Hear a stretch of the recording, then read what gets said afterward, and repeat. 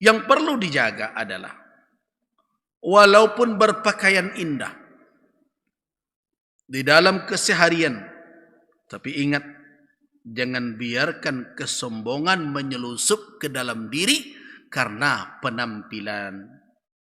Jadi jangan dengan congkak keluar mentang-mentang baju baru, sarung baru, mukena baru. Kenapa? Karena sedikit saja ada kesombongan, tidak akan seseorang masuk surga dengan kesombongan yang sedikit tersebut bila ada di dalam kalbunya. Ini kan hadis masyhur, hadis dalam Sahih Muslim. Apa kata Nabi SAW? La yadkhulul jannata man kana fi qalbihi mithqala dzarratin min kibr. Man kana fi qalbihi, siapa saja yang ada di dalam kalbunya mithqala dzarrah, hanya satu misqal zarrah min kibr, berupa kesombongan. Apakah kesombongan itu karena baju baru? Tidak. Nabi malah tegas menjawab, ya Rasulullah, innar rajula yuhibbu ayyakuna thawbuhu hasanan wa na'luhu hasanatan. Ya Rasulullah, seseorang kan senang berbaju baru dan bersendal baru. Kata Nabi, innallaha jamilun, itu menunjukkan bahwa berkeindahan di dalam berpakaian itu bukan suatu yang dilarang. Bahkan Allah Maha Indah, menyukai keindahan. Yang dikatakan sombong adalah batrul haqqi wa ghamtun nas, yaitu menolak kebenaran dan melecehkan orang lain. Itu nan sombong. Di baju rencak sombong? Enggak. Bertrompa baru sombong? Enggak. Orang berpunya tunggangan baru sombong? Tidak. Pakai auto baru sombong? Enggak. Yang sombong apa? Batrul haq, menolak nan bana. Ditunjuk orang nan bana lah, bersuluh matahari bergalanggang mata orang banyak. Indak jo namanya menerima. Tu sombong namanya tu. Yang kedua sombong tu kata Nabi apa? Ghamtun nas, merendahkan orang, mentang-mentang orang baju buruk bercemehan. Jelilah penampilan tak bertukar dari tahun ke tahun, mengari cemehan orang. Berbaju baru tidak sombong, bersendal baru tidak sombong, berumah baru tidak sombong. Yang sombong itu apa? Kalau kita lecehkan orang, apa lagi dengan membanggakan apa yang kita miliki. Itu sombong namanya itu. Jadi sombong itu dibatasi oleh Nabi dalam dua perkara itu. Yang pertama, batrul haq, menolak yang hak. Lajale bana disampaikan orang, tapi tidak je nama menerima. Itu sombong. Yang kedua, ghamtun nas.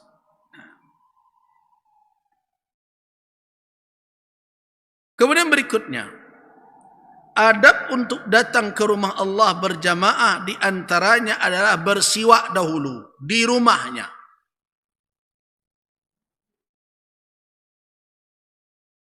Sehingga seseorang itu keluar mutatahiran naqiyan min kulli ma yushinuhu au yu'abu alaih.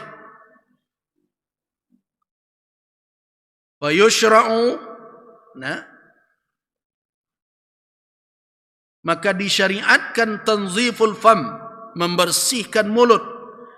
Karena itu orang yang memakan makanan yang berbau, yang membuat tidak nyaman orang ketika berkumpul, diminta jangan dulu hadir. Nah, karena itu kalau kau makan durian, calik-calik wakatunya. Karena tidak satu orang dah suka je bau durian, walaupun lama menurut sebagian.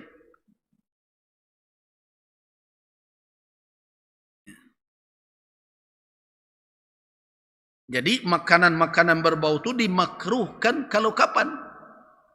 Kalau seseorang akan hadir di majlis yang akan membuat terganggunya kekhusyukan dan kenyamanan majlis itu. Jadi orang kabakumpu ada rape. Itu dek kebetulan lama kali jariang, makan jariang. Tibo sudah itu dalam rape banyak lo mengecek. Nah, pusiang orang ikut usulan kadidanga atau mabuk dek bau mulut.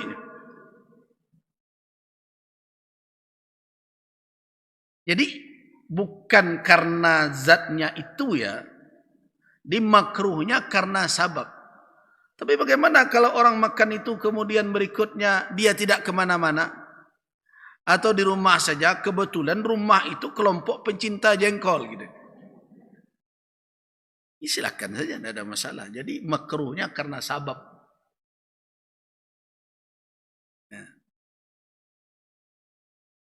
Jadi karena itu disunnahkan sebelum berangkat ke masjid bersiwak dahulu, menggosok gigi. Membersihkan mulut dahulu.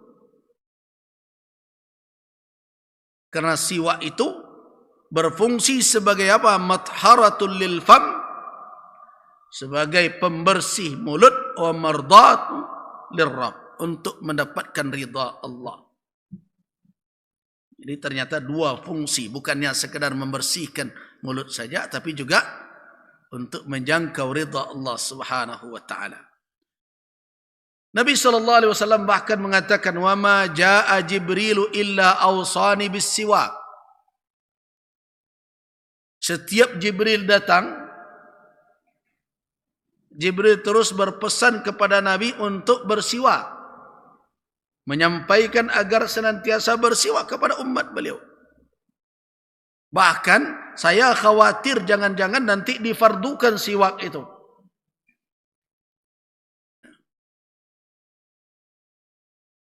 Makanya, kalau seandainya aku tidak khawatir akan menyusahkan umatku, kata Nabi, la faradtuhu alaihim, aku tentu wajibkan atas mereka. Begitu Nabi menekankan kepada kita, kalau mau datang ke rumah Allah, mau melaksanakan salat, jangan lupa menggosok gigi. Bukan hanya bangun tidur gosok gigi saja, tapi setiap akan salat. Maka di dalam hadis Nabi SAW, apa kata beliau? Laula an asyqa ala ummati la amartuhum bis-siwak 'inda kulli shalah.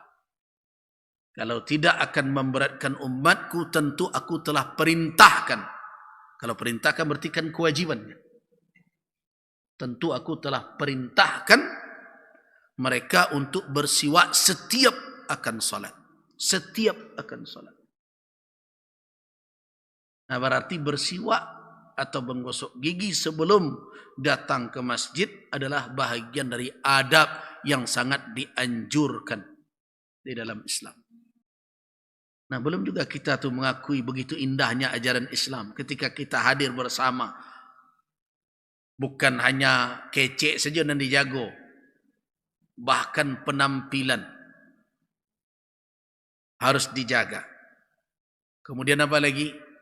Suasana penciuman orang yang hadir di majelis harus dijaga. Coba cari agama yang sampai ke situ mengatur. Tidak ada agama sampai ke situ mengatur selain Islam.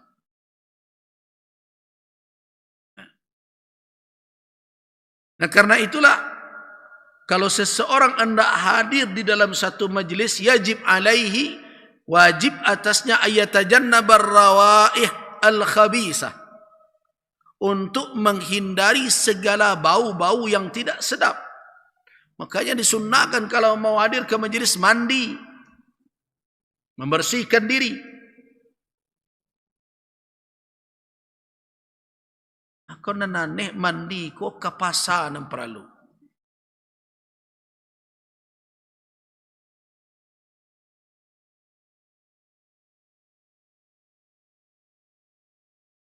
Ya kan itu nanti jadi. Kalau pergi ke pasar, mandilu. Padahal di pasar tu bau nanda do. Bau ikan, bau jariang, bau palu sadonya. Tiba kamu saji, malah mandi. Nah, mestinya kalau seorang muslim itu kemana dia harus membersihkan dirinya, dengan penampilan yang baik, dengan bau badan yang harum ketika dia hadir di majelis. Jadi kalau ke pasar bawa bau seketik, tak peduli. Karena orang tak peduli je bawa awak situ. Di pasar tu bau nahan tak ada. Barana apona parfum apa-apa je ibu kalau lalu ke pasar ikan kira-kira bat. Tapi dewa itu yang penting. Coba bagaimana ya seorang muslim menata kehidupannya. Ini hidup dengan adab islami. Ketika dia hadir di majelis, dia berada di majelis, maka di situ dia harus menjaga. Ada awak enggak terbalik. Nah ini tentu harus kita perbaiki. Karena itu di dalam syariat kita, Nabi SAW telah mengingatkan agar seseorang kalau sudah tiba saatnya untuk bermajlis di masjid, agar menghindari sebelum itu memakan thawman wa basala au kurasan au fajala. Jadi berbagai macam makanan yang menimbulkan bau yang tidak sedap diperingatkan oleh Islam. Di dalam hadis riwayat Imam Al-Bukhari dan Imam Muslim dari Jabir bin Abdullah radhiyallahu anhu, apa kata Nabi? Man akala thawman au basala.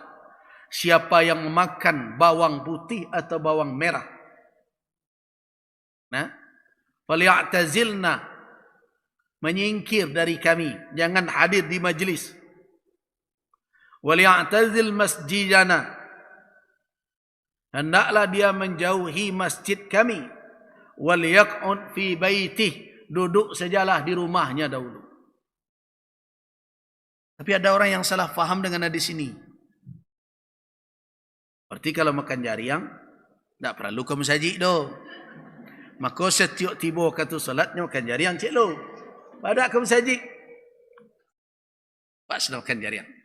Itu salah tangkap makna hadis itu. Seorang muslim kalau diperingatkan oleh Nabi, menghindarlah dari kami, ibu hatinya, itu muslim itu. Menjauh dari masjid kami, tak lama perasaannya kalau nyo sampai terhalang, itu muslim. Aduh, lu nan salah paham. Kalau itu bisa tu supaya jangan ke masjid, kan jariang lu. Itu nan salah tangkap makna. Ini petunjuk ini menjelaskan apa? Agar seseorang kalau memakan bawang putih dan lain-lain. Mungkin beda ya. Kalau bawang putih kita kan larut di dalam masakan secara keseluruhan. Kalau sebagian dari, dan sampai sekarang orang-orang Arab makan bawang putih dan bawang merah itu bukan suruh puawak makan bawang putih dan bawang merah. Orang kalau awak bawang putih bawang merah itu baraci, bamasuan kadang bagi liang. Jadi bumbu buat campur je dan lain. Kalau orang Arab jadi gatok deh nyo. Bawang putih bawang merah itu gatok nyo. Karena itu menjadi, kalau awak biasanya ada lalapan ya, sayur-sayuran mentah, yang biasanya sawi, lobak, berbagai macam taruang. Bagi orang Arab bawang tu di tonggok di piring tu memang gatuk.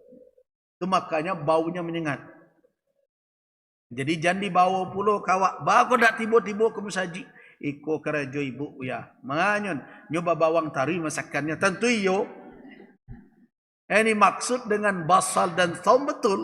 Thawm itu bawang putih, basal itu bawang merah. Tetapi ketika bawang ini dimakan begitu saja, maka dia akan mempengaruhi bau mulut. Jadi beda ya cara makan bawang orang awak dengan orang Arab. Orang Arab jadi bahan, jadi lalapan, jadi begatok dia semua jerawat, gatok, taruang, berbagai macam. Ya itulah. Itu makanya dilarang. Falyatazilna. Nah karena itu, kalau seseorang bukan berarti itu haram. Jangan dikatakan, oh berarti haram. Dilarang makan bawang putih. Tidak. Yang terlarang itu menghadiri majelis berhadir di masjid dengan membawa bau tersebut. Artinya apa? Bagi siapa yang hendak memakan makanan tersebut, hindari di waktu-waktu akan hadir di majelis beribadah. Nah, tentu seorang muslim akan pandai menjaga waktu ibadah, waktu salatnya. Jadi kalau kita berbicara tentang hafizu ala salawat, jagalah salat, termasuklah di antaranya adalah menjaga salat berjamaah. Di antara cara menjaga salat berjamaah itu hindari memakan makanan yang dimakruhkan untuk hadir di rumah Allah membawa bau dari makanan tersebut. Makruh hukumnya. Nah, dan termasuk juga karena Jibril alaihissalam berulang kali berpesan kepada Nabi agar menyuruhkan umat bersiwak, berarti malaikat tidak suka dengan bau yang tidak nyaman. Jadi kalau ada seseorang yang ingin malaikat berada terus nyaman berada di sampingnya, maka dia jaga bau tubuhnya, dia jaga bau mulutnya. Karena malaikat tidak suka. Jadi itu apa-apa para luju tu. Bukan ibu-ibu, saya dah tak ketuju je bau rokok awak tu. Malaikat tak suka je bau rokok tu. Kenapa? Siapa yang senang dengan bau rokok? Tak ada. Ibu-ibu kan tak ketuju je dah, walaupun udah perokok tapi kedipangan lah ya. Walaupun perhitungan sebagian bukan karena baunya, nyonya tong-tong angkonya tu. 2 bungkus sehari. Kalau dia gini udah tu kawak barawalan jawak tu ya itu. Terlepaslah nanjale bau rokok itu tidak menyedapkan. Tidak menyenangkan. Ya mungkin ada nama jawab, "Buya ada perokok tentu ya. Anak ketek saja." Nyaman tak dia dengan bau rokok? Tidak nyaman. Nah, artinya kalau kita selama ini telah dapat informasi bahwa malaikat menyenangi yang berbau harum, hanya syaitanlah yang senang dengan tempat-tempat yang kotor. Karena itu ketika kita masuk ke toilet, ya, ke WC atau ke kakus bahasa kita lama, atau bahasa seberang tandas namanya, ya, itu apa yang berada di situ? Makhluk yang gaib dari kita, syaitan dari golongan jin. Karena itulah maka kita berselindung, Allahumma inni a'udzubika minal khubuthi wal khaba'is. Dan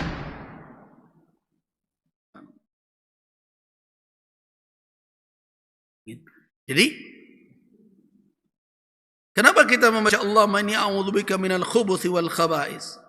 Karena tempat-tempat yang seperti itu hanya dihuni oleh yang khabis dan juga kotor. Jadi tidak ada malaikat berada di situ. Kalau masuk ke WC kan itu yang dibaca. Ada sebagian yang salah baca lama bana, so dia baca doa kalalok masuk dalam. Payah kawan nanti. Baca doa Allah ini a'udzubika. Dak itu nak baca ndak bismikallahumma ahya wa amut ini. Talalok di WC. Jadi karena itu tempat-tempat seperti itu adalah tempat makhluk-makhluk yang tidak senang dengan bau-bau yang harum itu. Yaitu golongan jin dari kalangan syaitan. Syaitan dari kalangan jin. Nah, tapi ingat, malaikat tidak akan mau berada di sana. Jadi orang-orang yang menjaga penampilannya dan menjaga bau tubuhnya akan dekat malaikat dengannya.